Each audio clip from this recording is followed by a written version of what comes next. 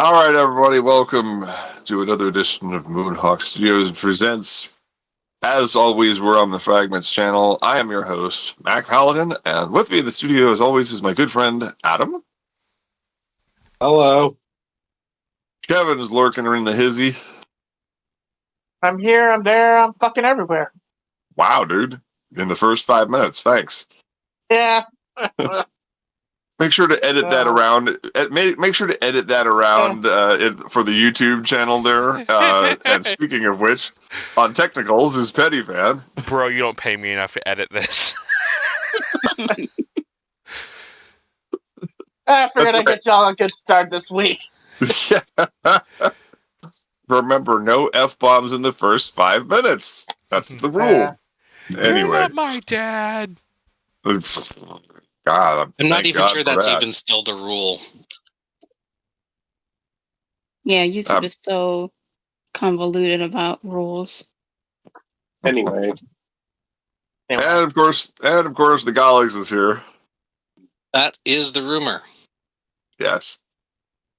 As always, we allege that we have a great show for you tonight. But before we get to that, let's get through the news. Adam, what's cooking?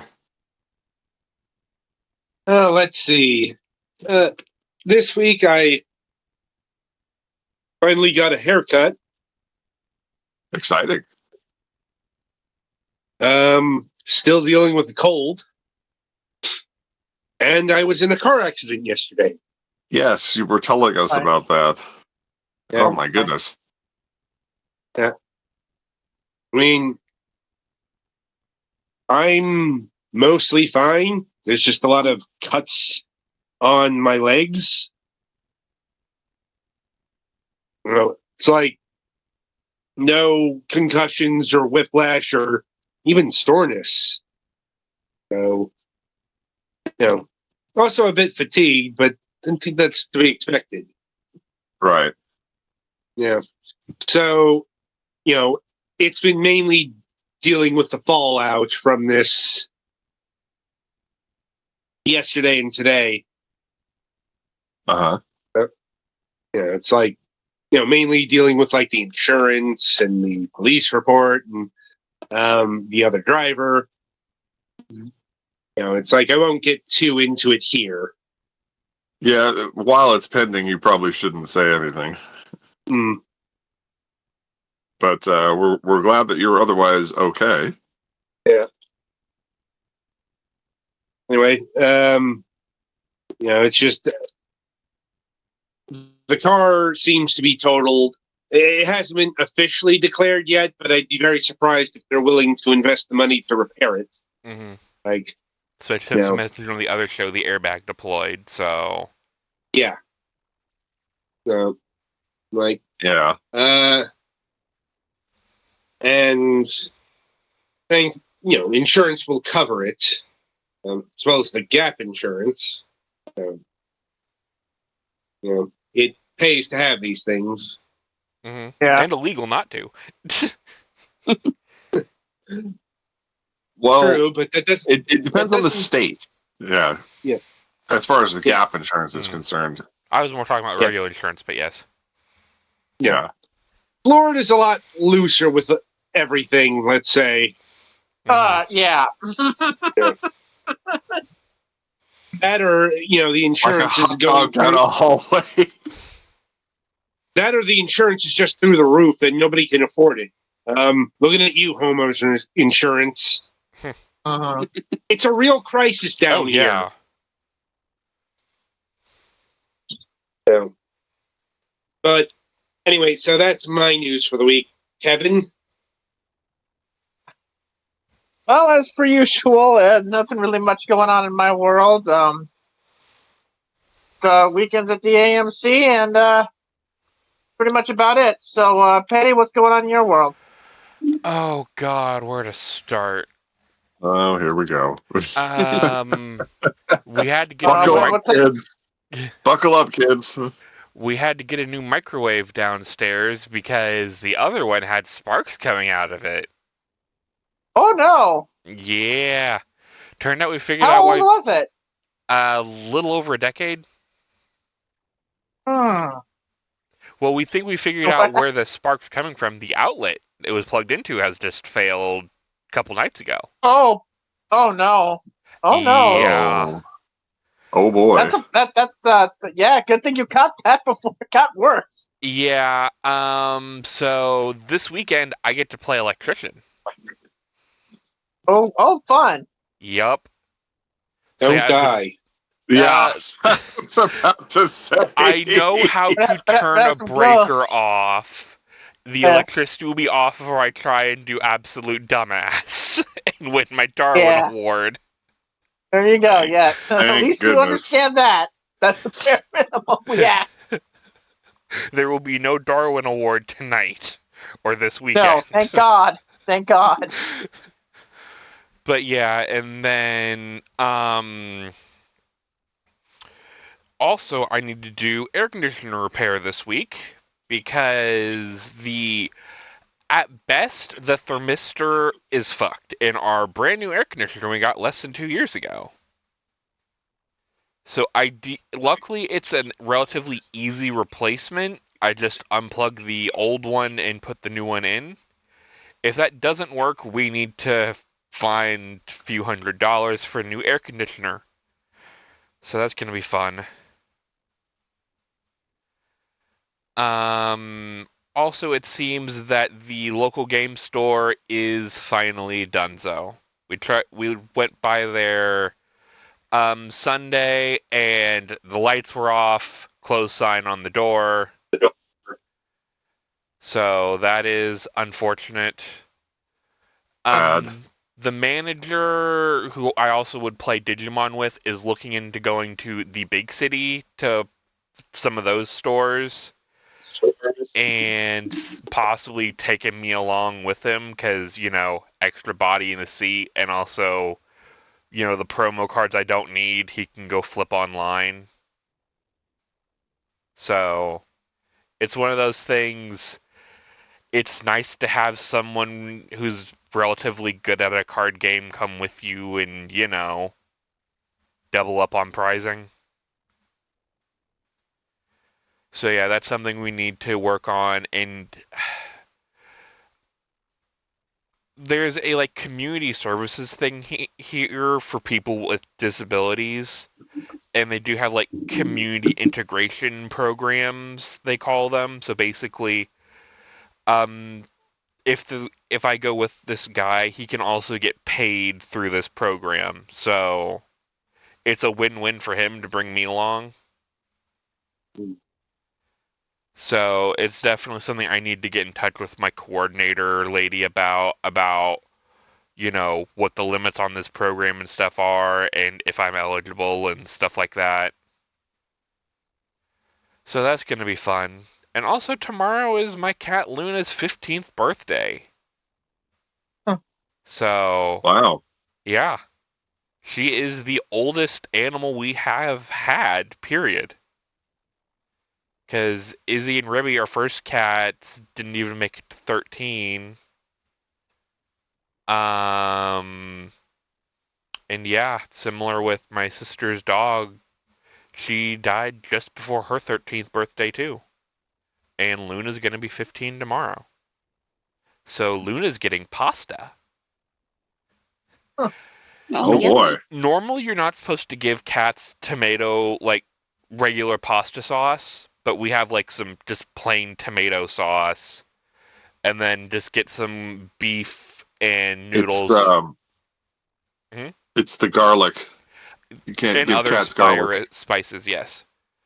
But yeah, just regular tomato sauce, just a little teaspoon of that is more than fine. And Sounds like I need to come to your house. Sounds like your cat is eating better than me.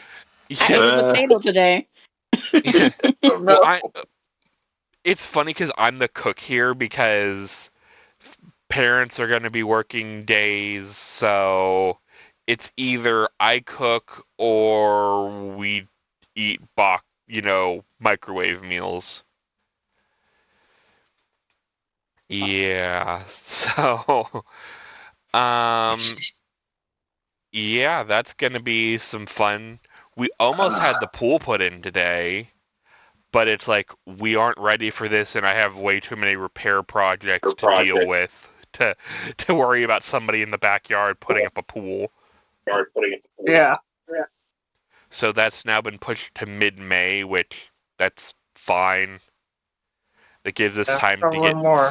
Yeah, because I also need to find a extension cord for the, filter and stuff. Yeah. So yeah, that's not as bad. Also, looking for decks is expensive. This one estimate for just a pool deck we got, somebody wanted more than we were going to pay for the pool itself. For a second, I was thinking about card games again. I wish it was card games, but no, like actual wooden, you can sit on this deck. But yeah, nah, somebody was like $8,000 just for a small poolside deck that was like barely even 5 feet, and I was like, are you on drugs? Are you on drugs? Anyway. So yeah, hopefully we can find a more reasonable estimate, because a lot of people are waiting till after the pool gets in to actually come give us an estimate, which is fine. So yeah. I think that's it from my neck of the woods. If you don't hear from me next week, I ended up electrocuting myself after all, which that'll be fun for you guys, but not for me. Next, I think it's Gullix's turn. Gullix. I turned 38 on Saturday. Woo! Happy belated birthday. So you are literally the 38 special. I suppose so. Yeah. Haven't done anything special yet, really. I bought myself a couple of Gundam models that I've been thinking about getting. And we went out for dinner, but the first two places I wanted to go to had very long waits and didn't take reservations. So we ended up going to a place that I hadn't thought of that was nearby, but it ended up being good, so that was good. And we have a reservation for my first plan sometime next week, because I guess they take reservations really long in advance or something. I don't know. I filed my taxes online this year and got them done in early, and that was relatively easy. And I should be getting a decent-sized return. So that's good. I did, part of the reason why I got those Gundam models is because I have been building one over the last couple of days, and I got a couple of related ones because I want to mix and match the parts possibly in the future. It's the Ariel from Witch from Mercury, and I also have the rebuild, and I ordered the Calibarn and the Frith, because they're all related designs. Mm-hmm. And we'll see how that goes. I'm trying to get back into doing a little bit of model building, even though it's hard to arrange time. I've got to assemble the models that I bought off of Temu. Models assemble. Well, make sure your house is functional first, and you don't need to be doing anything else with your time. Loud pop as you open the box and just violent screaming. Anyway, I think that's about it, probably. I've been, video game-wise, been playing Splatoon 3, getting ready for the Spring Fest this weekend. Oh, what team are you on? Huh? Isn't there a upcoming Splatfest, or is that for a different region? Yeah, no, that's what it's the Spring Fest is this weekend. Okay. Which is their spring-themed one. It's what's cutest? What kind of fuzzy is cutest? Chicks, baby bunnies, or bear cubs? What team are you gonna choose? So that's about Or is all that I a got, I secret? think. What team are you going to choose? Oh, I'm on Team Bear Cubs, I think. I mean, I am. That's the one I selected. Unless I don't get a chance to play.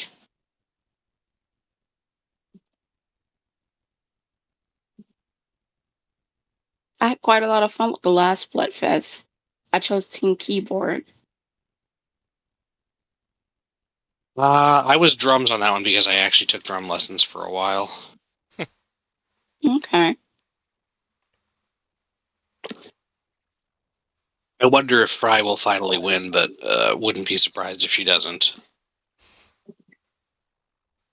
Yeah, I was gonna go drums for the last Splatfest, but I don't really like drums. And I did play keyboard a bit when I was in high school, but it was more by ear and I didn't really take lessons. So I just said, well, choose the one that you most relate to. So I chose keyboard.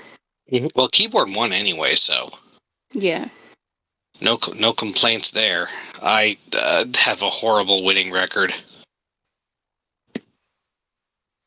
A lot of the teams Shiver has been on has been the ones that I've chosen because she has some good teams in my opinion, but I don't know if I'm going to choose Chicks this time. Maybe Bunny. And I hope Fry wins, but I'm not expecting it. But I hope she does win. Mm-hmm.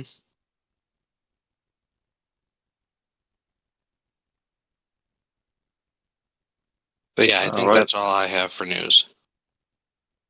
All right. Well, I'm messing around with my X6. The handheld gaming console that Reddit rates as "do not buy this machine under any circumstance." Well,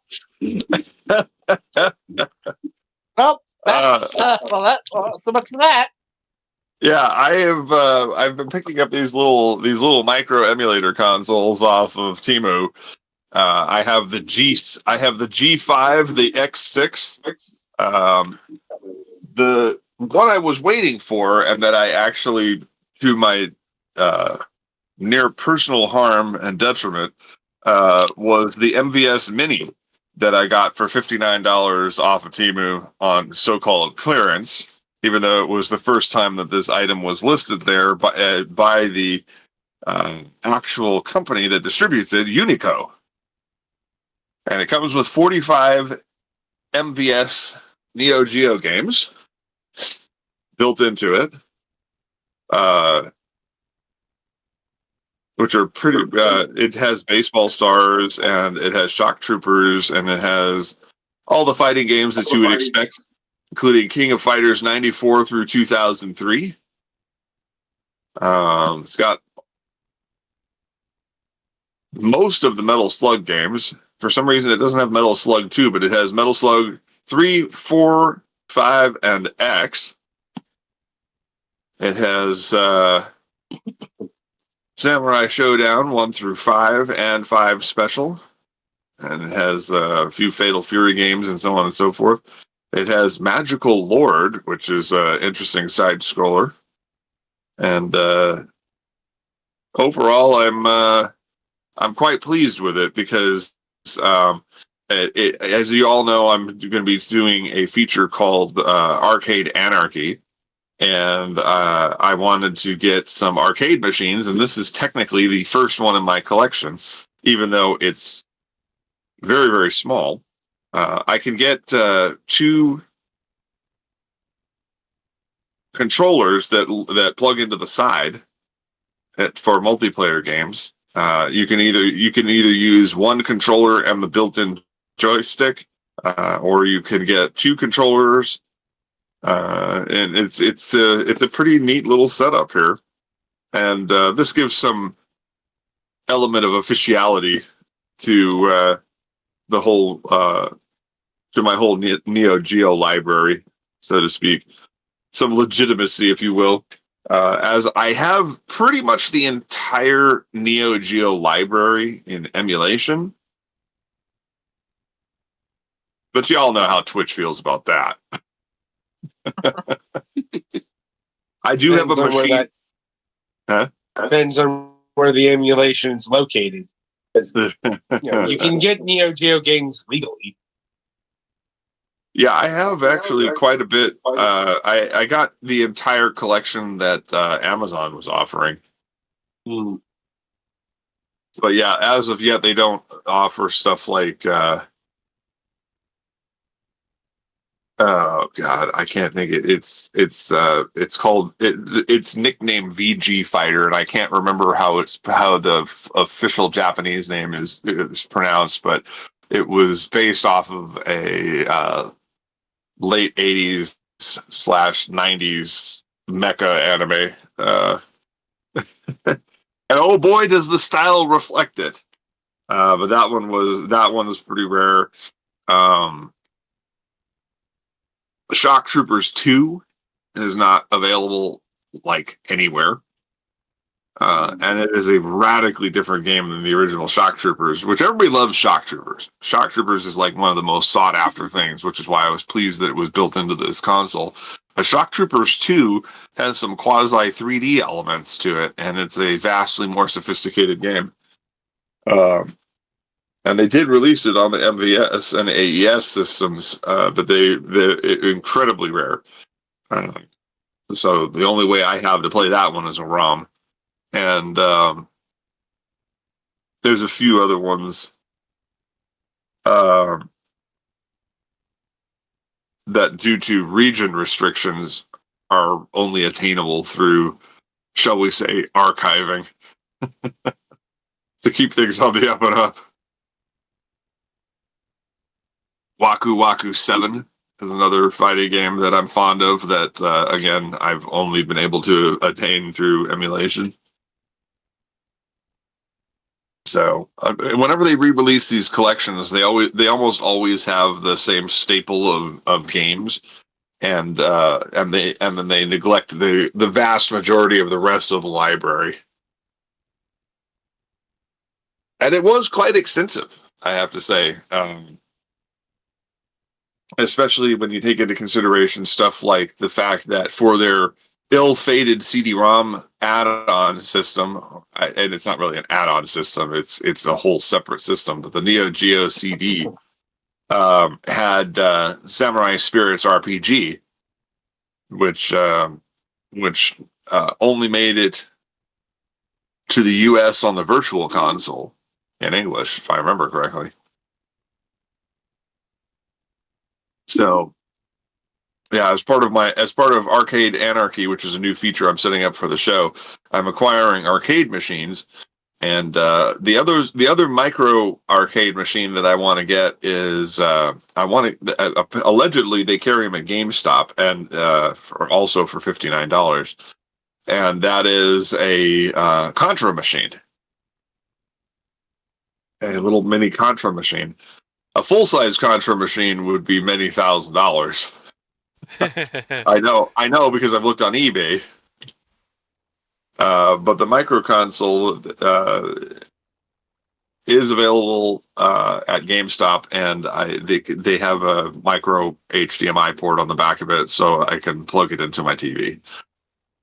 So I will be doing that. In the meantime, I've got these little emulator consoles, so I can play Contra and Super C, because that's going to be a TikTok thing. I've settled on Contra and Super C as my games of choice for endlessly looping on TikTok, because that is the meta, that is the trend right now, is to take a classic game and play it to death. For a while, it was Super Mario Brothers 3, and I've seen people playing Mike Tyson's Punch-Out and the revised Punch-Out with Mr. Dream after Tyson's contract with Nintendo expired. And that's been a thing. There's two big channels on there that play it endlessly and are really, really good at it. Numb Thumbs and Whiteout Gaming. I'm always impressed with how they get it, how they do all those frame perfect punches and dodges to get. According to the developer, it should not be possible to defeat Mike Tyson in the first round, and yet these two guys regularly do it.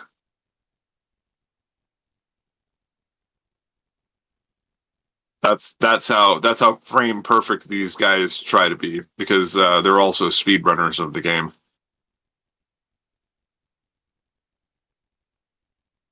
And I have seen people play Contra and Super C, so I figured I'd get in on that game. So that's why I got these little Is it consoles. Super C or Super Contra? Well, in Japan it's Super Contra, in the US it's Super C. Then it's the NES version. Yep. Well, The arcade is called Super Contra. well, yeah. That's what I was talking about. Everybody's been playing NES games. Hmm. So like I said, I got a few of these little micro consoles, and I've at some point I want to get an Anbernic.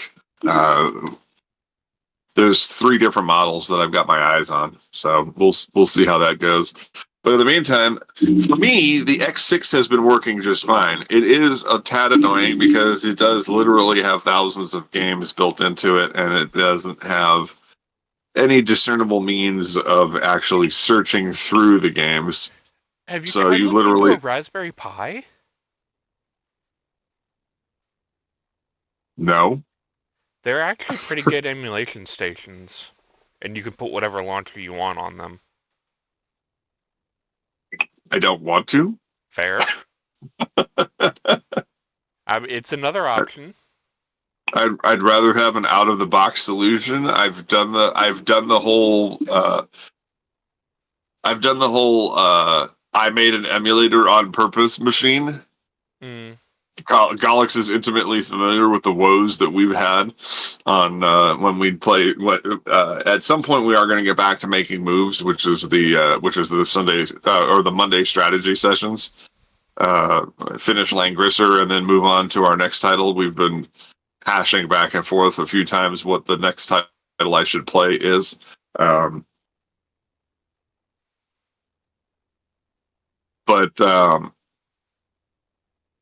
But yeah, I have a machine specifically set up with the different emulators on it. We had a discussion with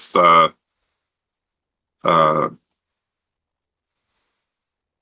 Sargent and a couple of other people on the forums about the efficacy of Project 64 and a few other things, and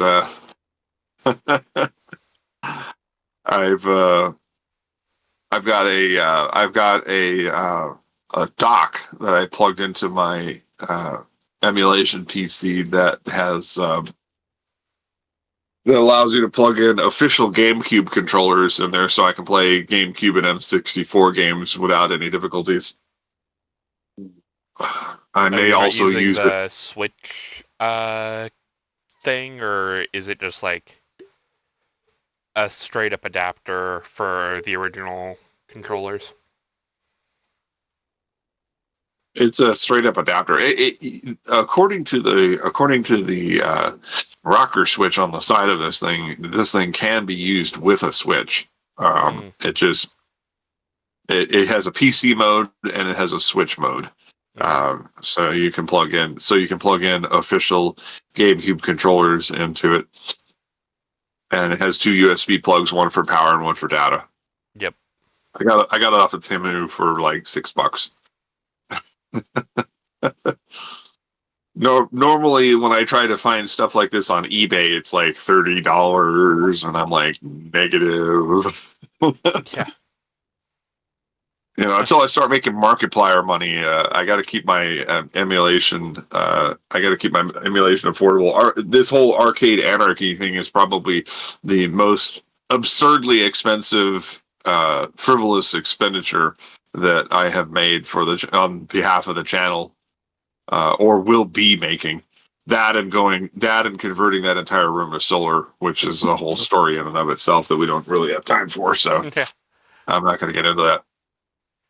But yeah, so that's pretty much what's going on. All right, so let's get this show on the road here for realsies. Let's get to our guest. She's been chatting with us and waiting in the wings. Our guest tonight is LP Aki of the All-in-One Webcomic. Welcome to the program. Thank you. I'm happy to be here. So tell us a little bit about the all-in-one webcomic and what it's all about? Well, essentially, it's about this vampire girl who moves away from home to live in a new city or a new town. And she meets these other characters along the way. It's a kind of like a monster society with a few humans in it. And while she's there, she kind of gets into mischief along the way. It's like a slice of life. And it essentially, after she gets in these troubles, she finds a way to get out of them. And as the story progresses, it kind of gets more of a fantasy adventure like where where her and her friends have to save the world from an impending doom. And it's kind of fun to write. Uh, I know, like, when I started writing it, when I went back over the chapters that I wrote, I was like, man, this is horrible.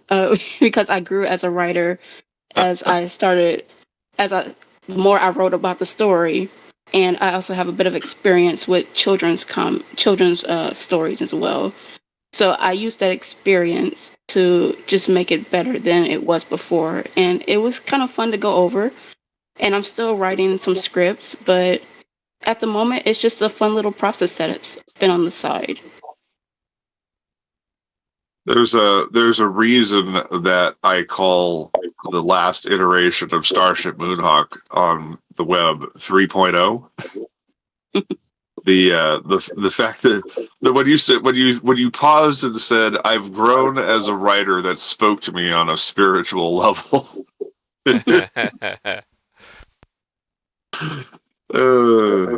Yeah, because like I'm sure as a writer as well, you've gone back on some of the things you've written and you've been very dissatisfied with it. And once you've gone back over it, you realize the things that you could have done better with it.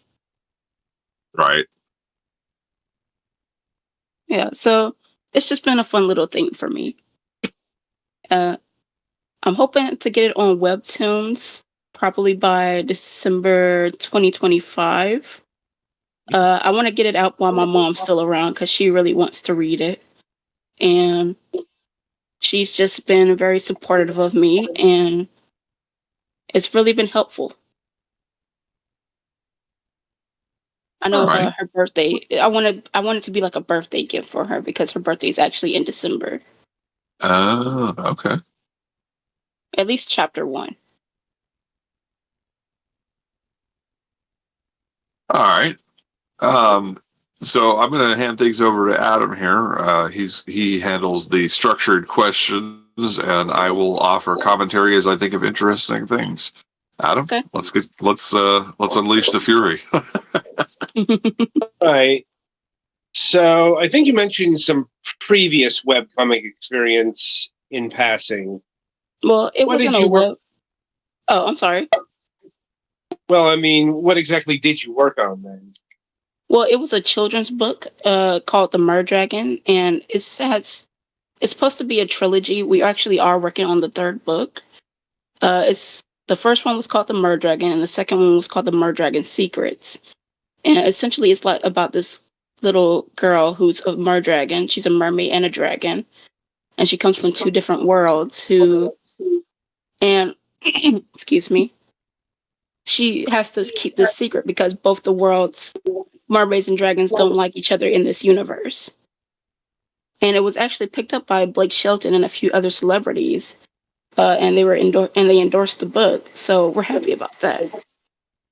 So hopefully this third book comes out soon, and excuse me. Hopefully this third book comes out soon, and we are just working on it at the moment. Just waiting for my mom because she's kind of like the mastermind behind it, but I'm the writer behind it. If that makes sense. I'm guessing she does like the outline and you flesh it out? Yes. As she's not really computer savvy, and so she writes everything down on a notepad, and I just read that and I'm like, okay, this should happen and that should happen, and as I'm writing it, I just kind of read it as I go along. How old school. Yeah. She doesn't even know how to work our printer, so I'm like, How is she gonna work it when I move out? I'm not sure there's a good answer to that, but it sounds like she doesn't really need a printer. Oh no, I mean that was just like a joke, because like we didn't use a printer. I'm just saying that she's not computer technology savvy. Right. Fair enough.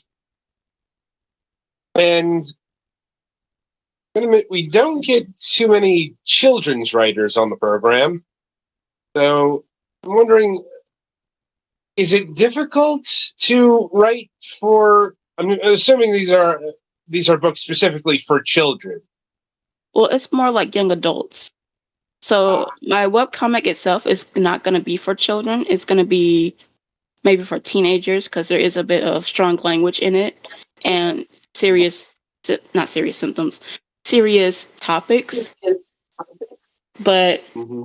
as for the children's books, I'm not sure how hard it was because at the time my sister had passed and we had used that as a cushion for our grief. And it was a lot of just writing and thinking about what might suit a child, but at the same time, what might a young adult might like. Pushing So for I your hadn't thought about it a lot. I'm sorry, what did you say? Okay. You mentioned cushion for your grief. Yeah, so when my sister passed, she mentioned to my mom that she wanted to be a mermaid, and her twin brother wanted to be a dragon, which is why we came up with Merdragon. And we just kind of used that grief to fuel our passion for the project because we wanted to write it in her honor. So my condolences. thank you. After we first wrote it, we actually donated the funds from the first book to the American Heart Association because she passed of a undiagnosed heart condition.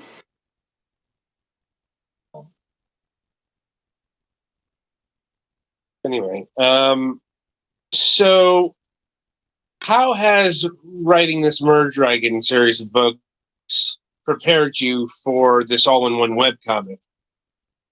Well, it really prepared me for the writing aspect because I am working with another artist.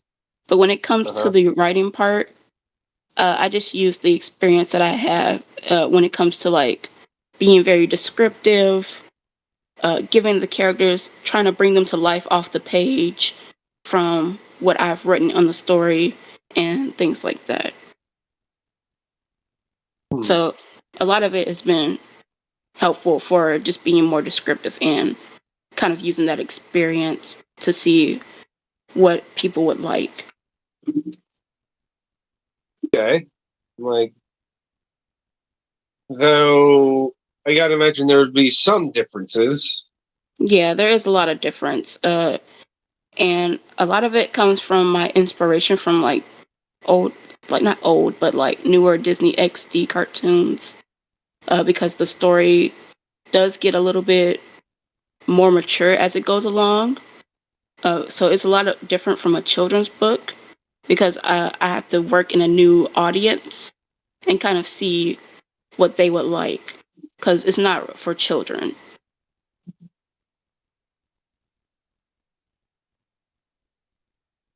So I just kind of look at when on webtoons and things like that. When I'm working in the same genre as like slice of life and adventure, I try to see what they like and how they handle their audience. I mean, how the creators handle their audience. Right. So, for the uninitiated, what is All for One, the webcomic project? So, could you elaborate with my question? Well, He said, You're can you fine, elaborate Adam. on that question? Oh, Can you I think hear us? Adam may be having technical issues. Yeah, that's probably he probably didn't hear the. Oh, okay. dropped there. Yeah, you are a little bit quiet, guest, but not too bad. oh well, No, should it's I not a turn guess. myself I don't up a think- bit? No, you're good. I think Oh, Yeah, no, I'm saying that wasn't the issue. Yeah. Oh, I had a bit of a connection snafu. It sometimes happens. Anyway, Sorry, I'm distracted too. it's fine. Anyway, as I was saying, what is the all-for-one webcomic for the uninitiated? so it's essentially just a story of like love and acceptance and learning to be who you are and be comfortable in your skin. Because, like I said, it is a bit of a kind of like a race war between humans and monsters in the story. And it's just overall learning to be friends with one another and accepting others for what differences they have. And who are the main set of characters? Well, I really love the main set of characters. So the main character, when it starts off, is a vampire named Amy. She's very naive and fun, but she does get her nose into a lot of business that she shouldn't be in. So that's where a lot of the mischiefs come from. There's Circe, which is her best friend, which is a candle monster. She's like part candle, and she kind of melts overall. But she's very calm and collected, and she kind of keeps Amy grounded. There's this snake guy named Mateo, who I don't want to spoil anything, but he has a lot going on. But he's very aloof and stuck up, kind of like how you would expect like a royal person to act in like a fantasy setting. And there's his friend Cole. Sorry, I forgot his name for a moment. He doesn't really play a big role in the story, but he's like a friend from his past that kind of helps Mateo get out of his shell. There's Penelope, which is a spoiled princess. She's a flower monster. And she kind of just throws tantrums whenever she wants to get whatever she wants, and her dad is very fearful of her. There's my favorite character, Fliss. He's the only human in the cast. And he has some gripes about being human and the only in a monster society. So we do work on a lot of that part in the story once we get more into his part of the story. And then there's Echo and Siren, which are a pair of characters. Siren is a siren, and Echo is a half demon, and he kind of uses Siren as his familiar, who also is able to transform into a weapon. And that's mainly the main cast of characters. There are other characters on the side, but they're not in the main cast. Not surprising. I mean, it sounds like this is going to be quite a sizable cast of characters. Yeah. Like, anyway, so is it? You mentioned that there are going to be some serious situations. Can you elaborate on those? So, for example, trying to say what I can say without spoiling anything. It is going to touch on themes of like abuse and things like that, like child neglect, and when it comes to some characters, and it's also going to touch on themes of racism. Those are so indeed... It starts off as a nice slice of life, and then kind of turns into like a more serious. It's not too serious, like you can't laugh at the situation, but there are certain episodes where it's going to touch on topics that are a bit more mature. But when you mentioned the race war earlier, I thought to myself, I was waiting for a mention of shall we say allegorical references to contemporary society, and there it is. Yeah, well, it's not a huge race war. Like, it kind of takes backseat to the main character. Well, it doesn't take backseat. It's like when it gets to the latter end of the story, not latter end, but like, I forgot how they name it. Like Act 2 of the story, that's when it starts to become an issue. Because that's when one of the main characters kind of has his gripe about, like Fliss, who is a human, and he kind of more and more of his issue with being human in a monster society kind of plays into his role in the next half of the story. Right. So, on the nature of heavy subjects and love and acceptance and all of that business, is this going to be a LGBTQ plus heavy comic?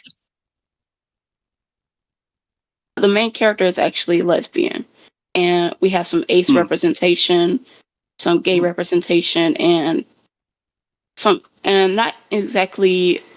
Well, I know platonic isn't part of the LGBT community, but that also plays into the role. So it kind of touches on different types of relationships, and not just like lovers. Also heavy friendships and people who are ace. Well, there's ace, there's aromantic, there's a few different elements in the spectrum that have their own flag, if you will. Yeah. Yeah. So, and those are always the hardest to represent because it's it's the absence of like romantic or sexual desires or whatever, and a lot of people miss those for, let's say, one reason or another. Anyway, yes, I understand. Yeah. It especially helps because I myself am ace, so a lot of the character, a lot of the character representation comes from like my part of being in the LGBT community. Interesting. And so, how does the collaboration process with your artist work? So I used to do the art myself, but after I realized how I still have a lot to learn, I decided to turn to a different artist who can capture my art style better. So what we usually do is every 2 weeks, they present me with like 20 panels and I do the coloring.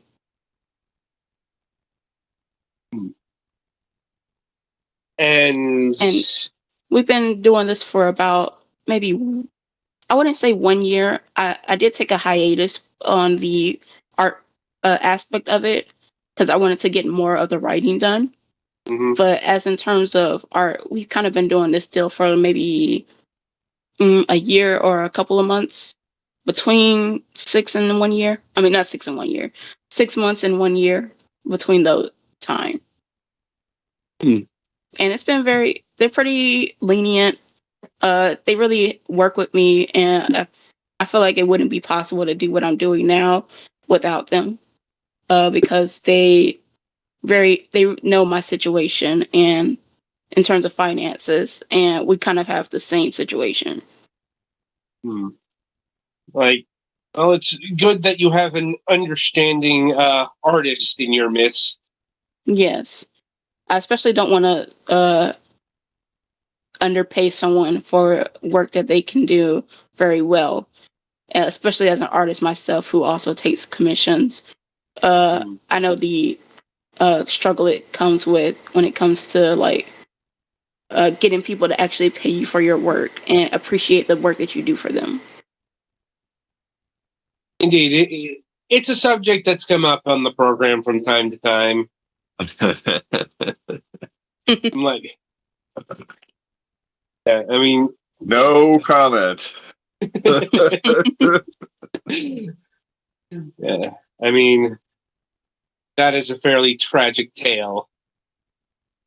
But at any rate, so how much of the webcomic would you say has been built up at this point? Well, in terms of writing or in terms of artwork? Both. Well, I say in terms of writing, it maybe is probably 60 or 50% done.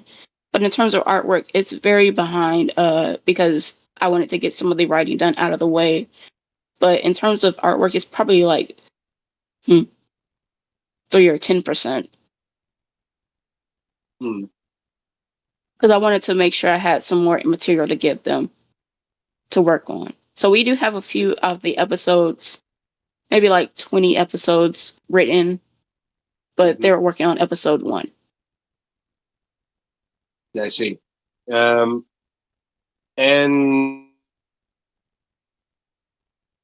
into this, but it's how this project first got on my radar.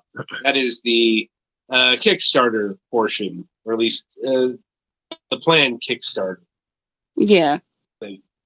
I know I started one Kickstarter, but then I just get canceled into it. it. What happened? Well, I felt like oh, I'm sorry, what were you saying? No, I was just saying you guys started talking over each other, so I was like, Adam, are you hearing me okay? Yeah, that was an accident. I just realized. Adam? But oh, hello? He didn't hear any of what you were saying. Oh. Sorry. So you guys were talking. You guys were talking over each other because of your technical issue, Adam. Yeah. I'm not sure what's going on there, but anyway, as I was trying to say, the Kickstarter. Mm-hmm. So what happened with it that led to the, at least momentary cancellation of the Kickstarter portion? Well, I don't think I'm gonna ever reinstate the Kickstarter, but what happened was I felt like because I wanted it to be out at a certain time, like for example, I wanted to be out on December 2025. I didn't want to be tied down to a specific deadline because I wanted to at least be out once a month and not once like every 2 weeks or something like that. So I wanted to make sure that I gave people like a good experience and not just a rushed experience. Wow, would that all Kickstarter people were so punctual in spirit. I know I did start one Kickstarter, but I didn't know much about Kickstarter at the time. So the very first one was kind of scuffed. So it was like, I went to Reddit because there was a lot of people on there who was like, you shouldn't just start it, because I knew nothing about like a pre-launch campaign or like what that entailed. And they were like, you should do a pre-launch to get people more interested, and you shouldn't just jump into it. But when I started it, I just jumped right into it and was like, oh, where are the backers? Yeah, we've heard a lot of people on Fragments who have gone into Kickstarter with various degrees of preparation and usually not enough. And I didn't mean anything bad by that. Just a lot of Kickstarters I've backed, just because they have a date doesn't mean they actually stick with it. Yeah, I understand. And I appreciate that you intend to stick with whatever you want to do. Yeah. I know I also started I think it was better that I started a Ko-Fi or a coffee page and a Patreon, just to keep people updated on whether or not when it's going to be out. But have been posting well, not recently because I wanted to post a little bit of content as possible without giving away too much information. But I have been posting a bit of the chapter 1 sequences on Patreon. A nice teaser for what's to come. Yes. Well, has the Patreon approach been working for you? Well, not really. It's just there, but I think if I were to push it more, then it would be better. But I also had my own Patreon as for a while now, so like maybe a year or two, and I've only got like one person, which was my nephew. So I don't really count him. He's like, "Oh, I'll help you out," but I'm like, "Thanks, but that didn't help." Like he's a very sweet person. I mean, family is family. Yeah. I know for the Kickstarter, I posted a lot about it to Facebook, asking my family and friends to not to back it, but to just press the little notify me at launch button so at least the number would appear. And it went pretty well when it came to the notify me button, but when it came to the actual donating, it wasn't that much. I know I got like a $1 donation and someone donated 100, but they're just one of my viewers from my streams. So you do art streams as well. Yeah, I do gaming and art. What do you do gaming wise? Oh, well, Splatoon 3, Pokemon Unite, Foam Stars. I recently started this new game called Battle Chef Brigade, and another story-based game, which is Honkai Star Rail on the PS5. That is one of my VTuber staples on this channel. On my channel, I should say. Yes. I actually started it on my laptop because I didn't know they had a laptop version. But I have been trying to get my account onto the PS5, but it wouldn't let me, so I just decided it would be best to start from the beginning so people in the stream would know the story at the moment. So it's been pretty fun. That's good. Anyway, so getting back to the Kickstarter debacle, has the cancellation of said Kickstarter affected the actual plans for your webcomic in any actual capacity? No, I just felt like the Kickstarter would have been helpful to get like some funds, but it's not necessary because the day job that I do, I feel like it pays pretty well enough for me to do like commission other artists and for like extra content. For example, I commissioned an artist to draw in their style the characters, and I'll be releasing some of those. And I've just been using some of the other art as like Redbubble merch and things like that. So the Kickstarter being canceled hasn't really affected anything. It was just kind of like a thing that I made up on a whim and was like, oh, maybe I should try this. Okay, that's actually good to hear, because we've actually known a lot of, especially indie comic artists who use Kickstarter for actual funding and stuff. And it becomes a sort of panic when they don't get there. Yep. Yeah. As an animator, I know all about that. Oh, that's nice. I mean, in several things. You faded there, Adam. Oh, I said you're also someone who also has done several crowdfunding campaigns. Yeah. That's partly why I'm here. Only two of them have been somewhat successful. Yeah, I know when I first started the Kickstarter campaign, a lot of people were like, "Hey, reach out to me and I'll help you out." And I'm like, "No, you're a scammer." This one guy kept trying to send me invoices through Fiverr for $25 to get me like a email listing, and I'm like, "Leave me alone, dude." Wow. So then I ended up, before I blocked him, I said, "Leave me alone, you scammer," and then I blocked him on Instagram. Say, you're not getting that money. You know, it's like the VTuber artists out there that are like, "Hi, how are you doing?" That's like their first two DMs every time.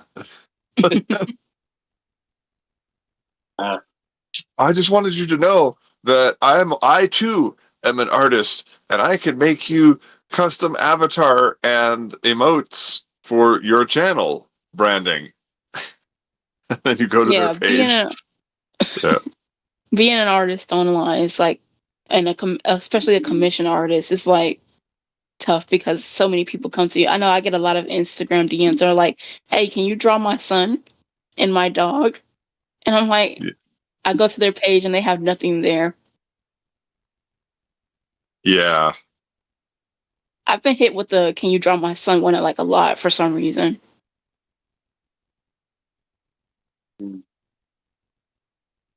He's like, I don't know. What does he look like?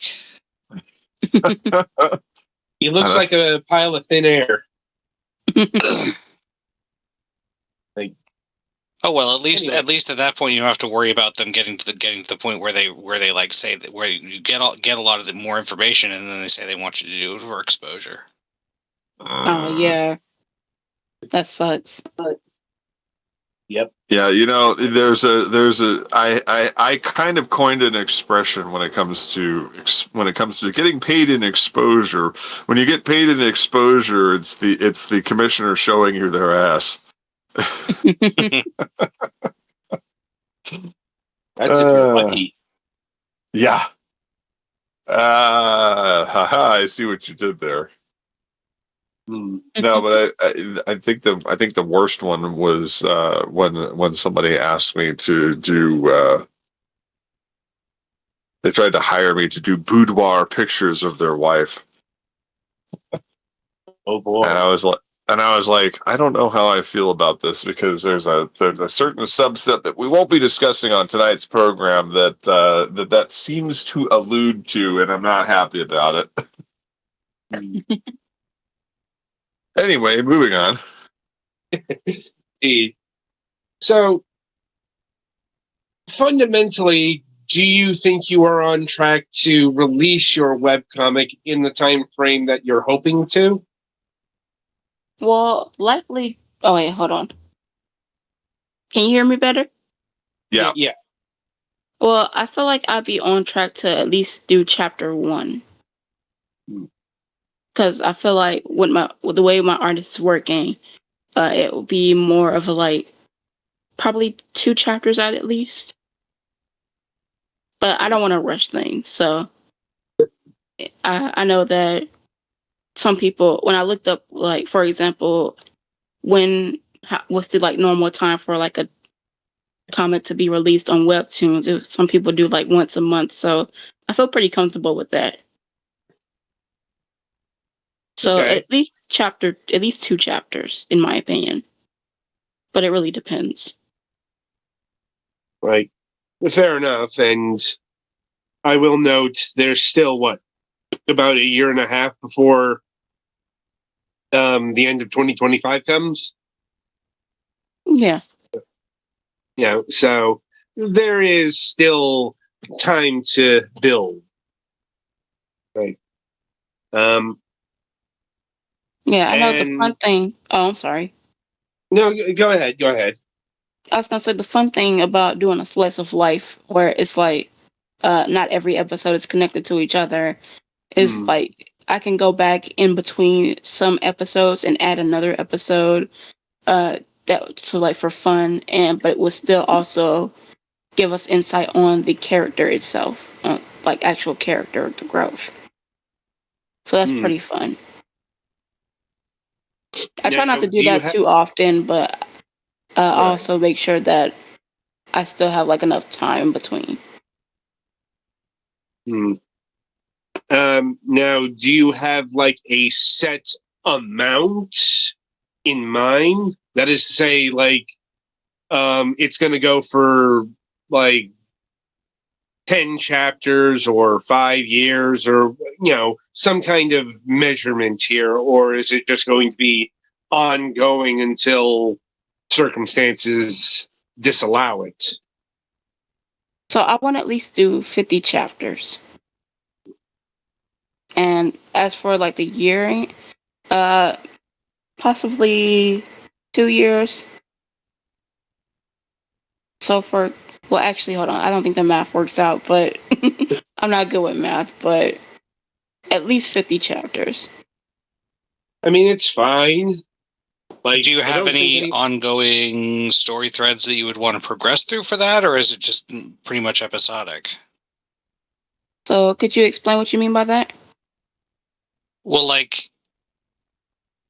major events that change the status quo planned at certain points, certain intervals, or is it just going to be fairly similar, or...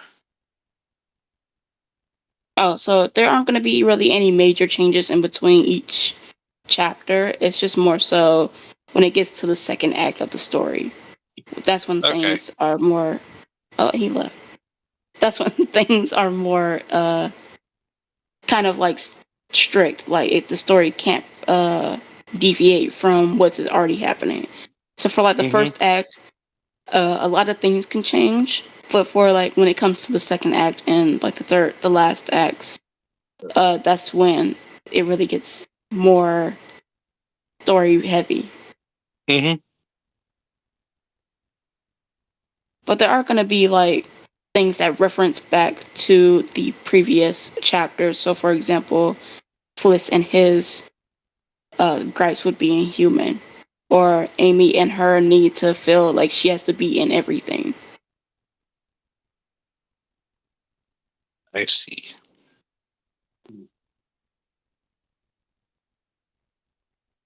And is the Webtoons outlets confirmed, secured?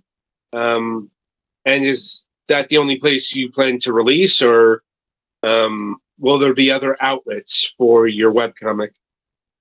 Well, I also do DeviantArt, Instagram. Well, I can't really do Instagram because you only have like 10 panels you can post per post.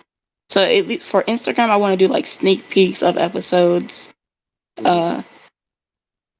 Patreon, of course. So it's gonna be the Patreon is gonna be more like for people who want to get early access to it and who want to see it before it gets out on Webtoons. But that's gonna be on Patreon for it's free to read after, like, for example, after maybe like $5.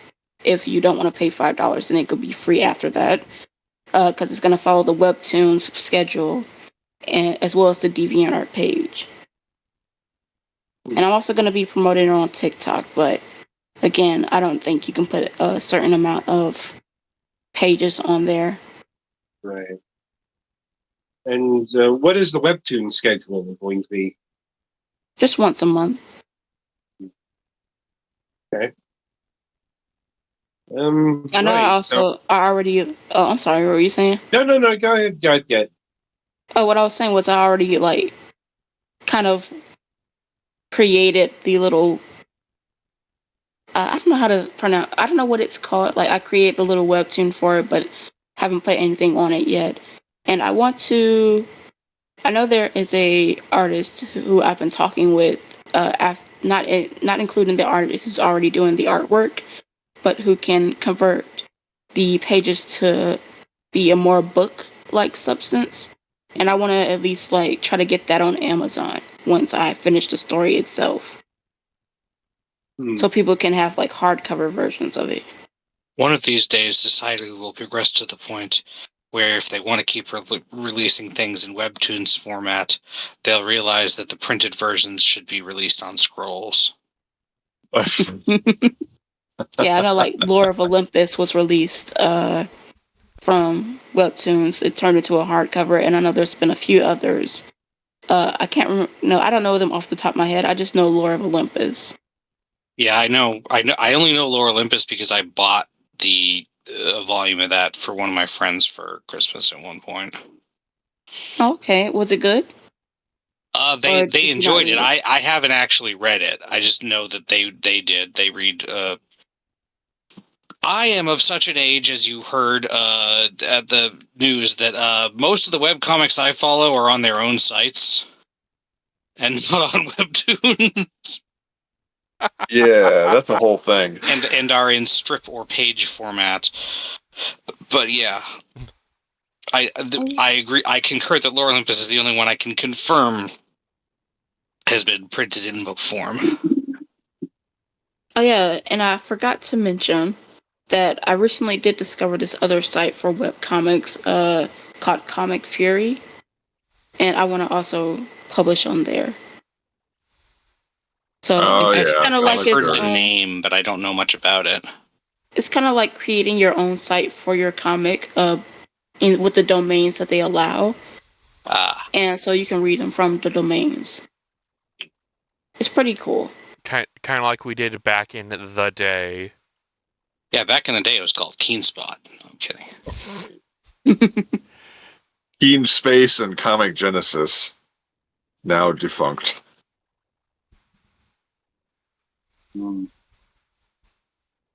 It is lamentable.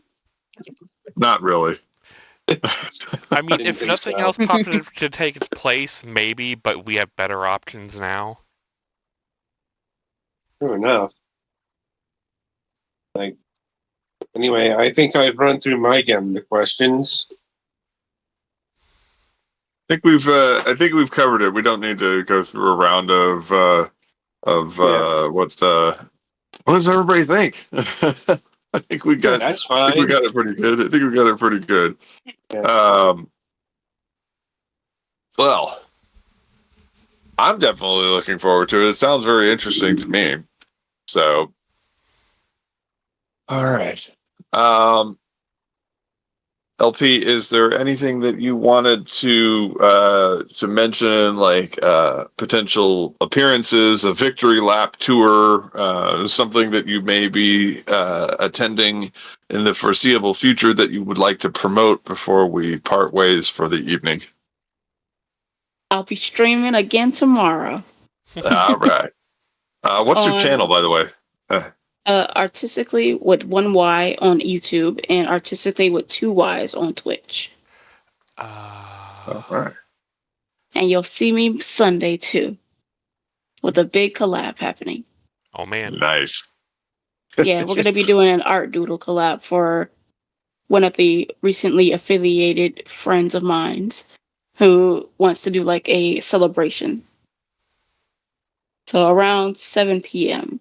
on Sunday. All right. So see you there. Very nice. If you get a follow from Mac Paladin, of course, I'm the official host of this show, and I have my own channel where I do retro gaming. We used to host the podcast over there, but I've decided that given my current situation, the technicals work out better if Petty Fan handles the controls and flips the knobs and levers. Thought y'all didn't pay him. That doesn't change the fact that having him flip the knobs and levers is the better situation. There we go. No, hey, he paid. He out how paid to us. work the shout out button. Woo! The joke's on him. The joke's on him. He paid to be here a long time ago, and he's still paying for it. Yeah. But I've also made both your shows a lot better, and you can't deny that. Debatable. All right. I mean, you gotta set him up. I knock him down. That's how that works. All right. Set bitrate to 56K. Yeah. Set bitrate to 5. Good luck. Peace Frame out. rate 1. Frame rate 1. And recording in perpetuity. Yeah, but you see, once again, you'd be sabotaging Adam's channel and not mine. I mean, light the fire on the way out. Right. I mean, you know, Adam and I could tell you stories about Torch the Bridge, but we won't do that right now.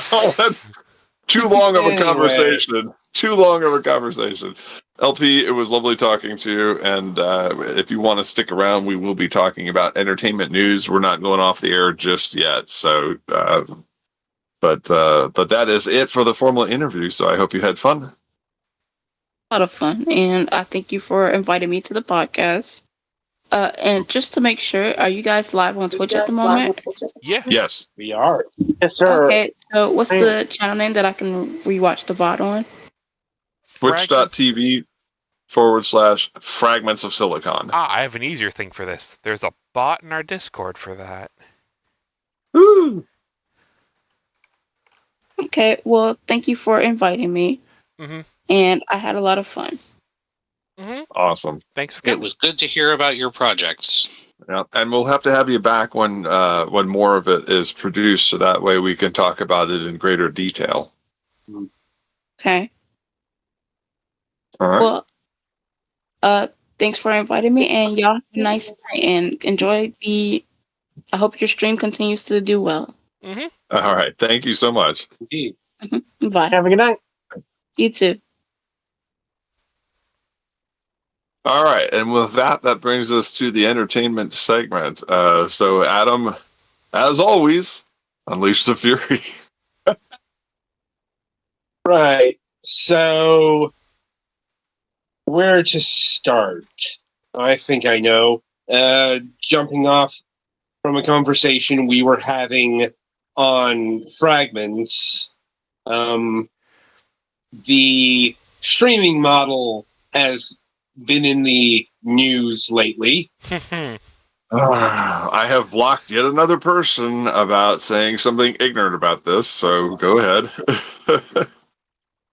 I'm like, well, this time it's from the creator of Scott Pilgrim Takes Off.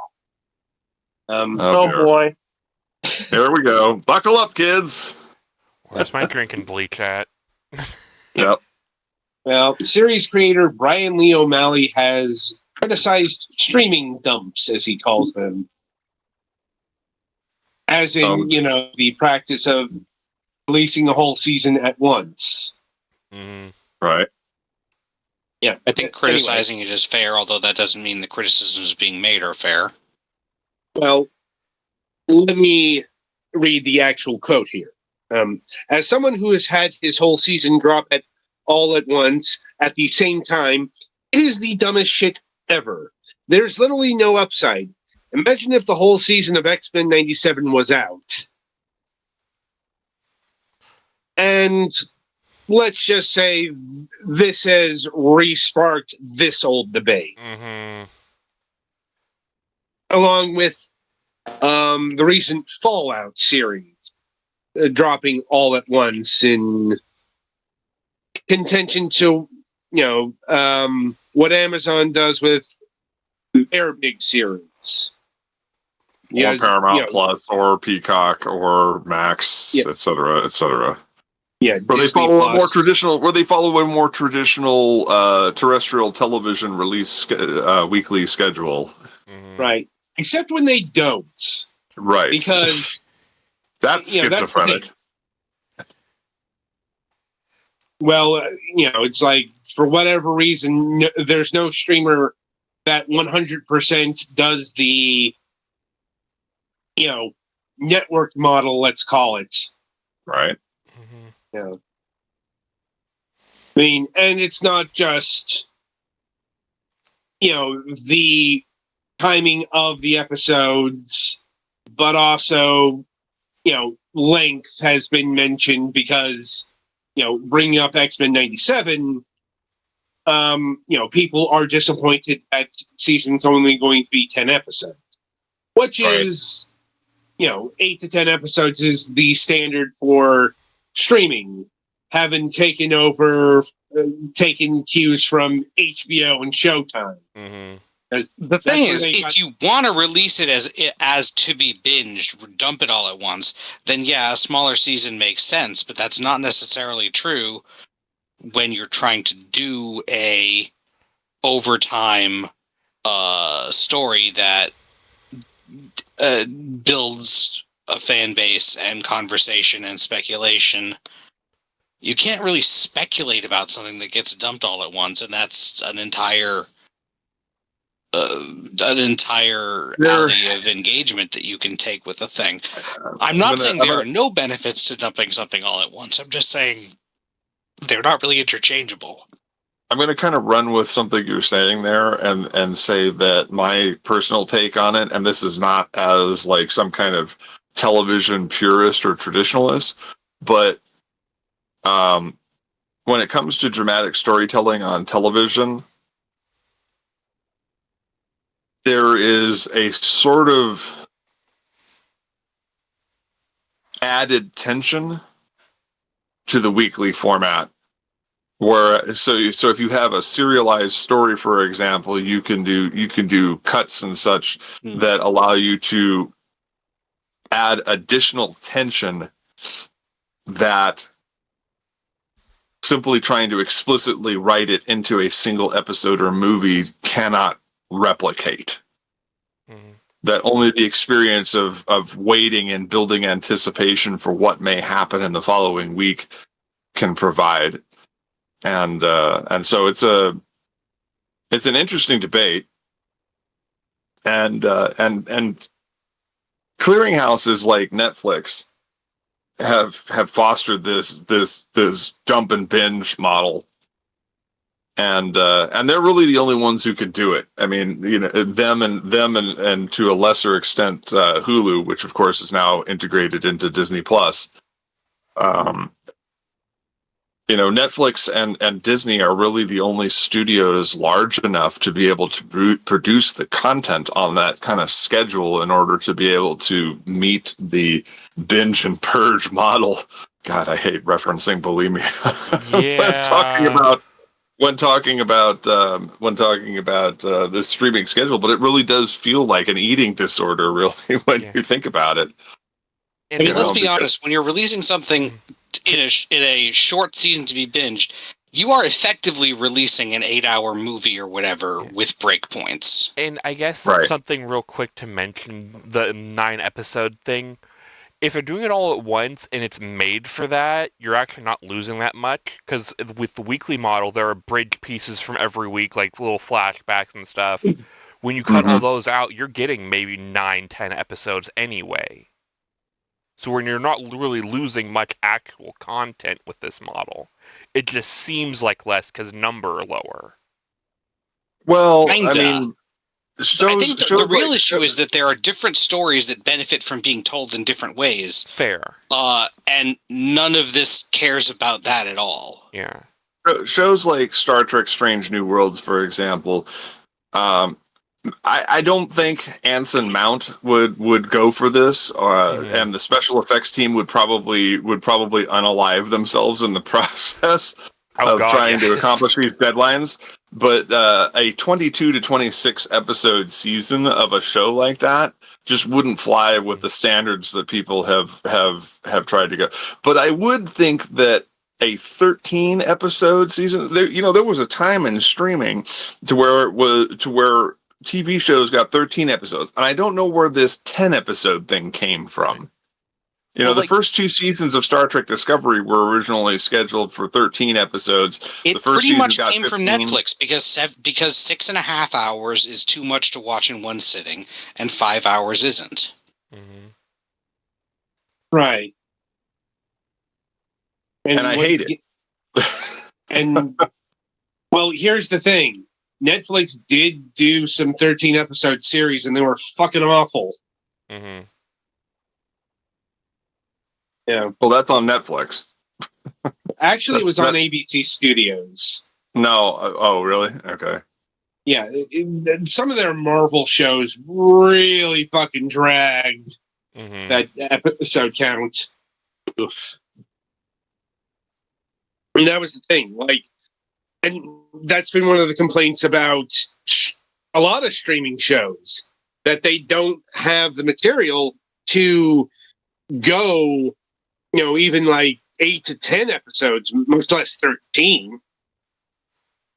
Well, I think something that's designed to be episodic, like Star Trek, or a comedy show like Frasier, the revival of Frasier, or something like that. I think that would have benefited from a slightly longer season. Yeah, especially because they don't need to worry about the connective tissue like a long, straight shot series would need.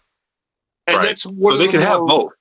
Yeah. Well, that's the thing. That's one of the more recent forks of this conversation. The debate, if you will, over so-called filler episode. It's like, and to show you how misappropriated this term is, because, okay, filler episodes were much more literal, and it's like, that's a term that was meant for, as far as my knowledge goes, that originates from manga adaptation. Yeah. Filler originally, at least as it was applied in any anime-based fan stuff, is stuff that wasn't in the manga. Usually because they started producing the anime relatively early in the manga and caught up, and they literally need to make shit up while the actual author reveals what happens next. Right. Well, dating back to the 1960s, the term was bottle episode, and it was designed so that it was a low cost, low stakes episode that had a generally satisfying, feel-good feeling for the audience that they could make to pad their season, basically. Mhm. A lot So- of episodes don't have to be filler, though. They're just low budget and they're low budget and structurally self-contained. Right. That doesn't necessarily mean they're plot self-contained. Yeah. Anyway, getting back to what's actually being talked about here, the debate is over, whether filler episodes are actually filler episodes. Because Some they people don't- think that anything that isn't immediately forwarding the main or a minor pre-existing subplot or establishing a new one is filler. Right. But once again, it's like, I think we've lost sight of, one size doesn't fit all. Right. It's like, the episodic format works with certain things better than others. Mm-hmm. Such as sitcoms and serialized television like Star Trek. Mm-hmm. Or, the thing that's currently dominating network television now, fucking procedurals. Mhm. Like, even more so than before. It's like you go and look in television and it's like all NCIS and, just all different flavors of detective shows. Law and Order. Law and Order benefits from a 23 episode season. Yeah. Or at least 16, as they were doing for the last several seasons of Special Victims Unit. Right. Longer seasons, it's not filler if you use the extra time you have to have your characters actually interact in novel ways or combinations, or just take more time to get to know each other so that the dynamic between the characters changes slightly. Or, you use Law and Order for its intended purpose. Second screen viewing. Am I wrong? I didn't say you were. It's still funny coming out loud. I'm watching it on my Apple Watch right now. That's like third screen. I'm watching it on my refrigerator right now. Wait, what? Your Samsung smart Look, if it can play Doom, it can watch Law and Order. Okay. You're not wrong. Oh God, he's not. I Or- hate order- this. Ordering milk, watching Law and Order, and playing Doom all at the same time on my fridge. I mean, they do have Bluetooth. I mean, wait, what? Hmm. Like I I said, programmed it all with my Apple Watch as we speak. No, I'm kidding. Sorry. Had to do the callback. All right, moving on. I'm sure the debate will continue to rage. That being said, the binge model isn't really going to go anywhere, Mhm. especially if your name is Netflix, since, they just fundamentally believe in it more so than any other streamer out there. Like, they got a bit cutesy with, like, the latest season of Stranger Things, sure. But, 9 times out of 10, they're dropping, a season at a time. Yeah. The 10th, it's something that they picked up from a foreign market Yeah. that's still doing the weekly thing. As I was trying to explain, the reason that Netflix works and say Paramount Plus really doesn't, why, going back to our if we go back through the thread of this entire season of Moonhawk Studios Presents and our narratives about this, everything from the writer's strike all the way through streaming services costing the major studios money, it's because Netflix, while also a studio, is more a clearinghouse of content from all of the studios. Hmm. And because of that licensing and the fact that they theoretically don't have to produce content, they just like it and it makes them money. That's why their model works.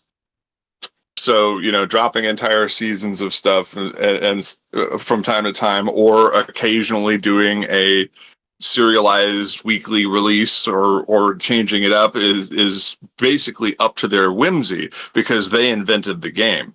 Whereas everybody else scrambling to try to create their own paywalls is what's hurting them. And this is the debate that caused me to block somebody on Facebook. Was they kept trying to take this in strange directions, and I'm like, it's very simple, and it's very well documented.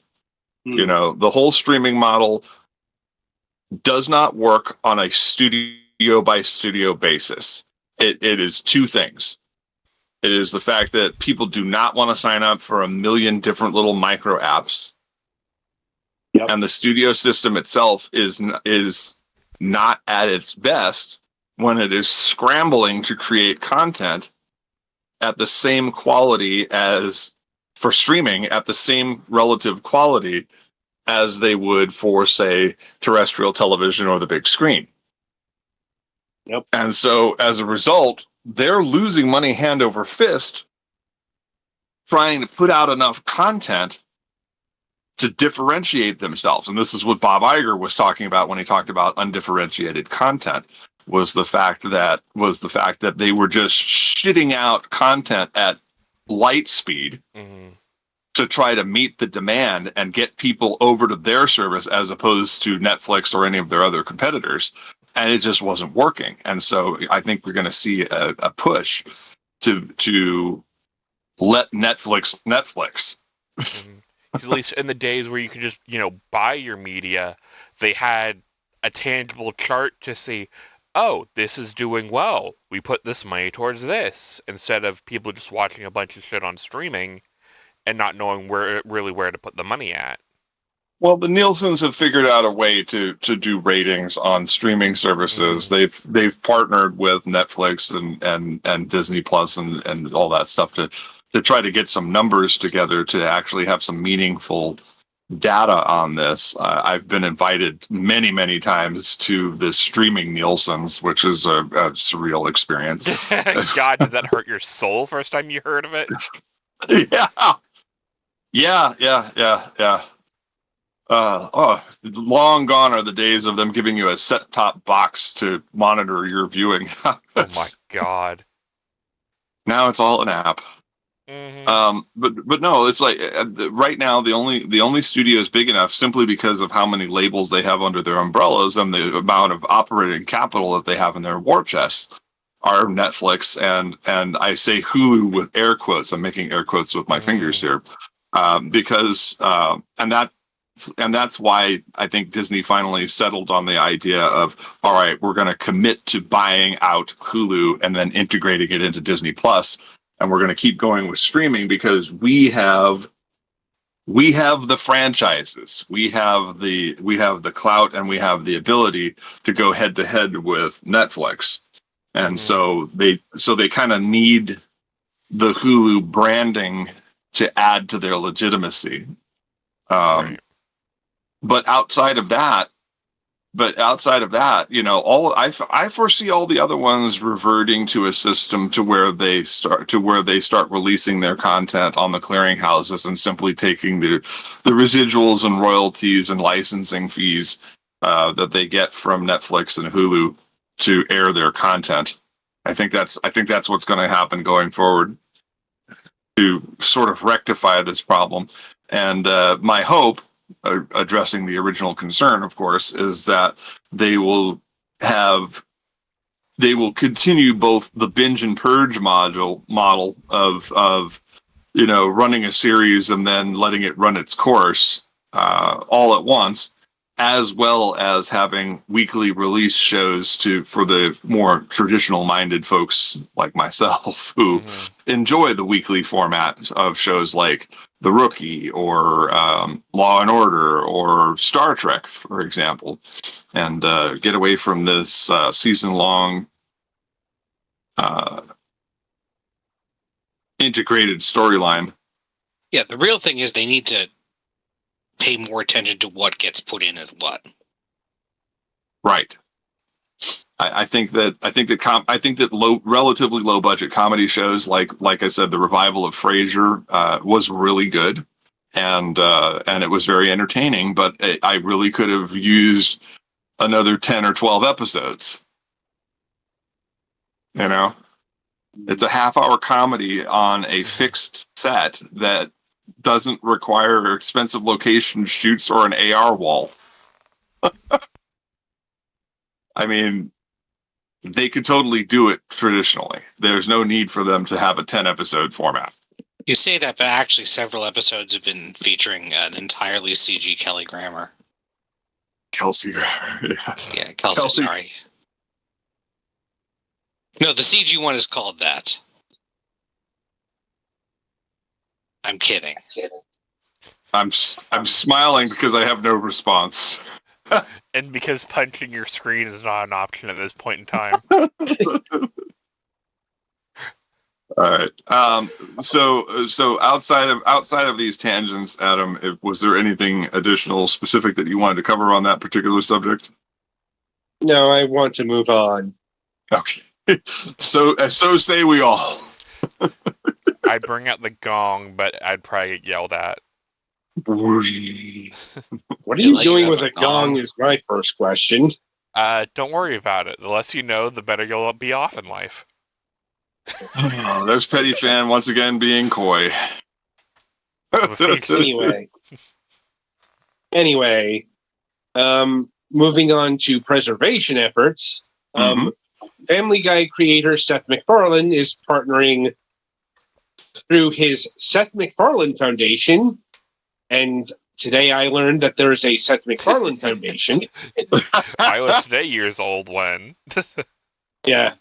I hate to be that guy, but I'm going to be that guy. It's not Seth MacFarlane. It's Seth MacFarlane. Noted. Anyway, McFarland is Todd McFarlane, the artist. I mean, there's no D on the end, but I don't know, whatever. Anyway, Seth MacFarlane is teaming up with Scorsese's Film Foundation to fund the first ever curated restoration of historically significant animated shorts from the 1920s to 1940s. Oh. So it's like Casa Bonita, but more exponential and worthwhile to the public. I mean, actually, I think you're right. It is McFarlane on both counts. It's more McFarlane. I've never heard the final syllable emphasized that way. Taylor, let's get on the show and we'll see how it goes. Oh my god. Anyway, we're moving this on. This is what. Why are you singing the Jeffersons theme song? That will be edited. No, I didn't sing enough of it. You have to sing more than 6 seconds of it in order for it to get a DMCA strike. Also, you have to sing it well. Wait, what? Well, still, better safe than sorry. No. Anyway, I'm not sure how we got into this particular niche. When are you ever sure we get on tangents, my friend? Hardly ever. Anyway, moving on, which was why that was the closest theme song I could think of to moving on. Anyway. Oh. Yeah, see, that's some adventure game logic right there. Mac and his moon logic. ADHD, kids, ADHD. That's ADHD free association for you kids. Anyway, in sadder news, or apparently rumored news, Target is apparently going to be the latest brick and mortar chain to stop selling physical media, both in store and online, by 2025. Once again, what are they going to sell? Yeah, I know it's less of an issue for Target. Target sells all kinds of stuff. Best Buy was the real one. I guess they're going all in on appliances and shit. I would caution that the user that posted this rumor is not necessarily an industry insider, insider or source. And subject to verification. Yeah, Yep. Yeah, the verification is a little bit questionable. Hence the I would rumor wait. tag.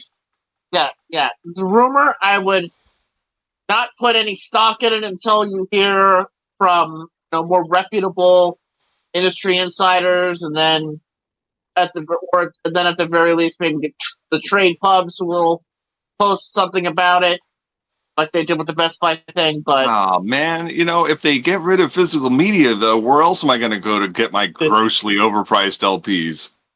arrgh, You that's can't. how. The You high can't seas. pirate. You can't pirate vinyl. Well, well, I'm sure I someone got will come you up with there. a way. I got you there. Anyway, But yeah, more of the point here. At this point, it's going to be a case of everybody's going to try to get out of physical, and then somewhere down the line, it might come back once it's clear that the streaming bubble bursts, Mm-hmm. Like it isn't and people are already, going to wonder, wait, yeah, well, exactly, like as evidenced by they're tonight's gonna- conversations. So it's just a case of but streaming is still a shiny object for a lot of these studios, and eventually, that's not going to be the case. Mm-hmm. Now, how many more ye old system studios will have to fold or be rolled into another large hedge fund before they get the point that they can't compete with Netflix and Disney? Well, they're going to have to find out the hard way. Yep. That's yeah. usually how Warner this Brothers works. is up there too. Warner Brothers is up there too, strangely, because against all odds, Max is actually profitable. Not hugely, Yeah, well, but yeah, it's well, better That's because they produce no content. That's because they produce no content, so they have no overhead. well, they produce some content, but Anyway. it's not explosive. Yeah. But anyway, Choke on that one a little harder, Kevin, because you know damn well that damn well that they're putting out next to nothing. well, they're putting out stuff. It's just it's just trash. But trash is still something to somebody. It's just One man's trash is not- another man's treasure, as the old expression goes. right. Exactly. That's basic. That's I kind of refuse to basically believe the, anything from Investigation Discovery is a treasure. it is to someone. Yeah. Well, it's basically the mission statement of Discovery under the David Zaslav administration A since he took over in the 2-hour middle of the last documentary decade. about the Titanic that tells me nothing about the Titanic. Someone's watching it. You may not. Anyway. You may hate that fact, but I hurt pity. it's still a number. Yeah. My soul still a is in number. shatters, and I hate this. Oh well, Maybe we Think should about- wrap up for the week. yeah. Scissoring Sector 1, yeah. All right. Well, that was definitely an interesting entertainment segment. I will grant that. Yes. Let's see. So next week we're going to have Daniel Simon of Charge Software on the program. Adam, can you offer us any insight into what this is going to be about? Yes. This is actually a transplant from Fragments, mainly because I had to come up with another guest because of certain episodes going off certain rails. Anyway, so we'll be talking about the game Cosmic Armada. Cosmic Armada, a fleet combat and space exploration game. Pilot ships, control a fleet, build and upgrade colonies, mine resources, craft items, trade, upgrade your ships and fleet, carry out missions, board ships, destroy ships, and get revenge on an empire that conquered your home planet. Ah. Well, that sounds exciting. All right. Well, I look forward to that, and that will be next week. Excuse me. That'll be next week on the program. Again, thanks to LP Aki of the All-in-One Webcomic for being a lovely guest and indulging our strange format. You can find them on the web at. I don't actually have the web address. Do we have their webtoons? Let me see. At some point in time, you can find them on the web at Webtoons. Just look for the all-in-one webcomic. I'm not going to drag this out indefinitely. Yeah. We'll have You more. caught We'll us with our probably have more. pants down, Mac. Yeah. You wear pants during the podcast? You don't. Let's not answer those Anyway. questions. Be sure to check the Fragments of Silicon Discord. I'm sure we'll have some additional information on that as it develops.